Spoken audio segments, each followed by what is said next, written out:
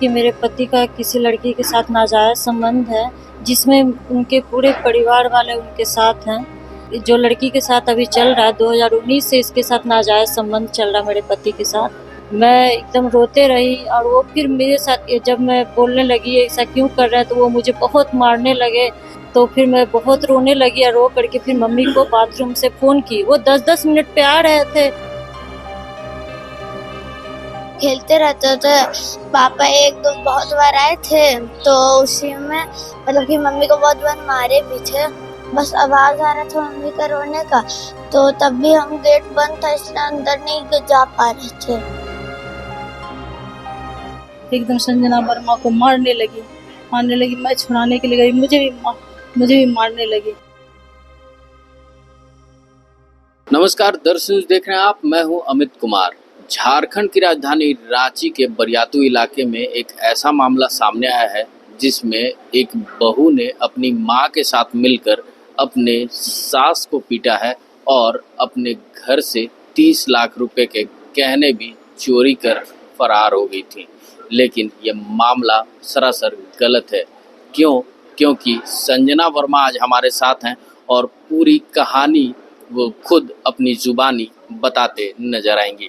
तो संजना वर्मा से हम सीधे बात करते हैं, क्या है पूरा मामला। जी संजना जी, क्या है पूरा मामला, क्यों आप पे ये आरोप लगा और आपकी माता जी पे आरोप लगा? जी, ऐसा है कि ये सब जो भी है सब झूठ उन लोगों ने किया है। आरोप जो भी लगाया गया वो गलत है, क्योंकि ऐसा है कि मेरे पति का किसी लड़की के साथ नाजायज़ संबंध है, जिसमें उनके पूरे परिवार वाले उनके साथ हैं और मुझ पे दबाव दिया जा रहा था कि जल्दी से डाइवोर्स दो, वो उस लड़की से शादी करेगा, जिसके लिए मैं तैयार नहीं थी। और ये 2 सालों से एक जो लड़की के साथ अभी चल रहा है 2019 से इसके साथ नाजायज़ संबंध चल रहा है मेरे पति के साथ और इसके पहले भी लड़की लोग के साथ रहा है नाजायज़ संबंध। तो ऐसा है और अभी मुझे इस महीने पता चला है कि मेरे पति ने डाइवोर्स का केस फाइल किया हुआ है। ये अप्रैल में मुझे पता चला, जिसको एक तरफा वो डाइवोर्स ले करके निकलना चाह रहे थे और मुझे जब जानकारी मिली तो इन लोगों ने सेटलमेंट का प्रोग्राम रखा और मुझे बुलाया गया। मैं वहाँ आई और उनके सेटलमेंट वाले प्रस्ताव को अस्वीकार कर दी, जिसके कारण वो पूरी तरीके से उग्र हो गए और घर हम जा रहे थे और वो घर का सारा सामान लेकर के निकल रहे थे गाड़ी से। जब मैं घर में गई हूँ तो देख रही हूँ कि घर में सारा सामान बिखेरा हुआ है और मेरे ससुर जी वहीं पे थे। मैं पूछी तो वो बोलते हैं कि मुझे नहीं पता। तो उसके बाद मैं थोड़ी देर के बाद अपने बेटे को स्टॉपेज से घर लेकर के आई तो देखती हूँ कि 10 मिनट के बाद फिर वो आए और फिर घर में जितना भी गोदरेज से सारा जेवर, पैसा, घर का सारा सामान और खाने पीने का भी सामान, वो सारा चीज़ लेके चले गए अपने साथ। मैं एकदम रोते रही और वो फिर मेरे साथ जब मैं बोलने लगी ऐसा क्यों कर रहा है तो वो मुझे बहुत मारने लगे और फिर गला वाला दबाने लगे एकदम। और मुझे चूड़ी पूरा मेरा टूट के गड़ गया था अंदर हाथ में, वो अभी भी मेरा निशान है थोड़ा थोड़ा, ये देखिए। तो ऐसा है कि तो फिर मैं बहुत रोने लगी और रो करके फिर मम्मी को बाथरूम से फ़ोन की। वो 10-10 मिनट पे आ रहे थे और आ करके बहुत सारा सामान ले लेके गाड़ी में वो निकल रहे थे और उनका भाई भी उनके साथ था। नीचे वो भी खड़ा था और खड़ा होकर के अपने भाई का साथ दे रहा था। तो मैं इसमें बहुत ज़्यादा परेशान हो रही थी। तो मेरे साथ ऐसा स्थिति कर दिए थे कि मैं चल भी नहीं पा रही थी। तो मैं अपने मौसी को फ़ोन करके बुलाई, वो आए और फिर पुलिस भी आया और फिर मेरा ऐसा देखा। उसके बाद मैं एफआईआर दर्ज करवाई और उसके कल जब एफआईआर दर्ज हो गई उसके 22 तारीख को, परसों की घटना है, मेरी सास फिर से आई और मुझे बहुत प्रताड़ित करने लगी, मारने लगी बहुत। और मेरी मम्मी को जब मुझे वो मारने लगी तो मेरी मम्मी छुड़ाने लगी तो मेरी मम्मी को भी बहुत मारी और बोली कि आप लोग घर से यहाँ से चले जाइए, जो आपका घर नहीं है, ये घर मेरा है, आप चल जाइए यहाँ से, और बहुत गाली देने लगी। मैं बहुत रो रही थी, बहुत परेशान थी। मैं बहुत सालों से इस प्रताड़ना को सहते आ रही हूँ, अपने बच्चे को भविष्य को देखते हुए। और ऐसा आज नहीं, मेरे साथ ये पहले बहुत बार कर चुके हैं इस घटना को। इससे अब मामला कोर्ट तक पहुंच गया है। अब क्या चाहती हैं आप, क्या उम्मीद है? जी, मुझे बस न्याय की गुहार लगाना चाहती हूँ। मैं अपने बच्चे को भविष्य को देखते हुए न्याय मांगती हूँ कि ऐसा न्याय दीजिए जिससे कि मेरा बच्चा अच्छा से पढ़े लिखे और हम लोग अच्छे से रह पाएँ। बस यही मैं चाहती हूँ।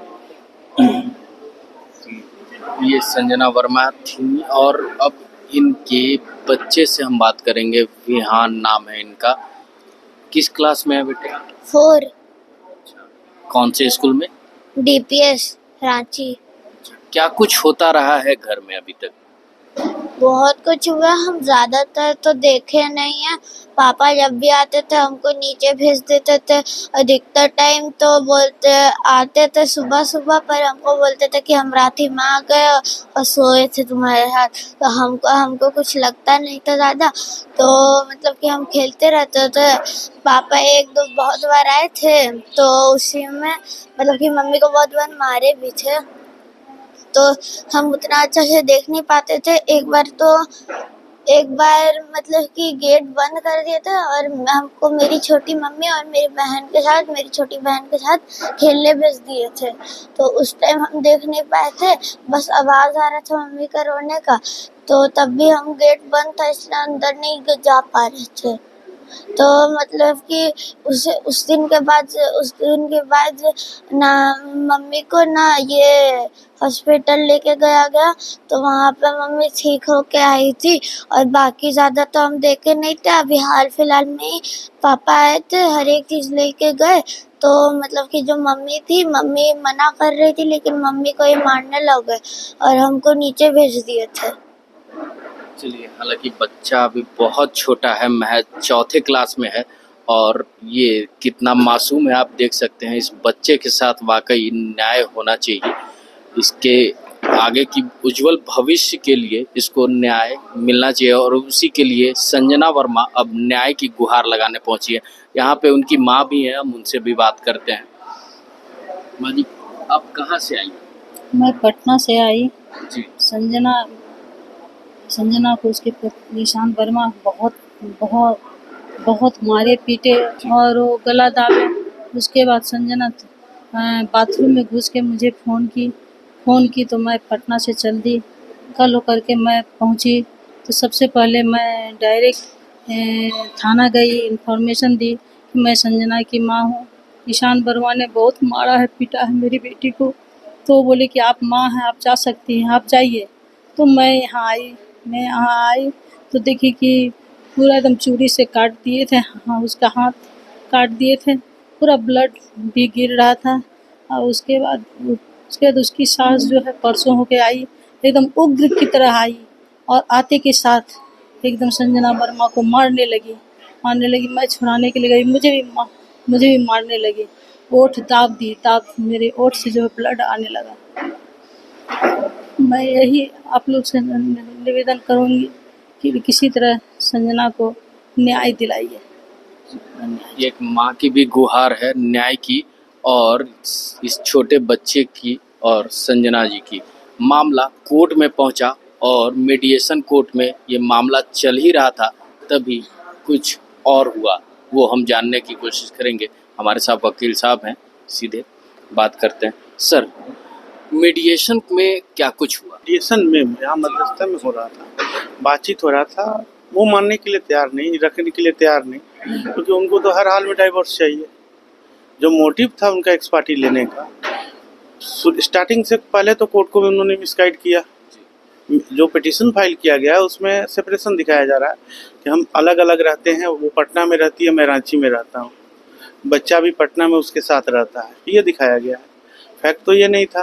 फैक्ट तो ये था कि ये उनके घर में उनके साथ ही रह रही थी, बच्चा यहीं रांची DPS में पढ़ता था।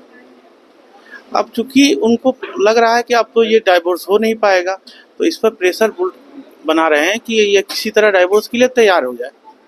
इसके लिए मारपीट भी किए, तो FIR दर्ज हुआ। संजना वर्मा की तरफ से FIR दर्ज हुआ। उसके बाद देखा कि एफआईआर दर्ज हो गया है तो उसको अपना बचाव करने के लिए अपनी माँ को खड़ा करके एक फर्जी एफआईआर दर्ज कराया गया ताकि इस पर प्रेशर बनाया जा सके। यही मैटर है। धन्यवाद सर। सर, हालांकि ये अनुसंधान का विषय है, लेकिन संजना वर्मा और उनके छोटे बेटे जो अभी महज 9 साल के हैं, 4th क्लास में पढ़ रहे हैं, संजना वर्मा न्याय की गुहार लगाती नजर आ रही हैं, क्योंकि इनके छोटे बेटे हैं और उनके भविष्य की उज्जवल कामना के लिए ये कोर्ट से गुहार लगा रही हैं। तो अब देखना है कि कब तक संजना वर्मा को न्याय मिल पाता है। ऐसे ही तमाम खबरों के साथ जुड़े रहने के लिए हमारे चैनल को लाइक एंड सब्सक्राइब जरूर करें। अमित कुमार, दर्श न्यूज, रांची।